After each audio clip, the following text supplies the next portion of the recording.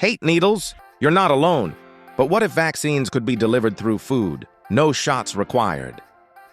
Scientists are now developing edible vaccines, genetically engineered fruits and vegetables that deliver immunity when you eat them. Here's how it works. Scientists modify the DNA of plants like bananas, lettuce, potatoes, or even tomatoes to produce viral proteins, the same ones used in traditional vaccines. When you eat the plant, your immune system recognizes the proteins and builds defenses against the real thing. One of the earliest breakthroughs came from researchers at Cornell University who engineered potatoes to carry a vaccine against hepatitis B.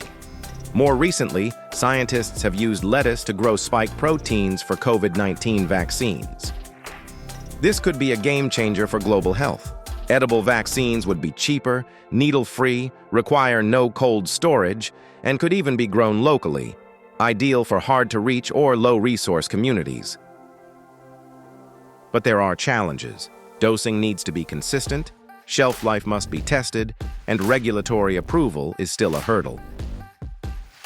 Still, the idea of growing immunity in your backyard garden, that's the future of plant-based medicine. Would you eat a vaccine if it came as a salad? Let us know in the comments and subscribe for more biotech that's changing the way we live and eat.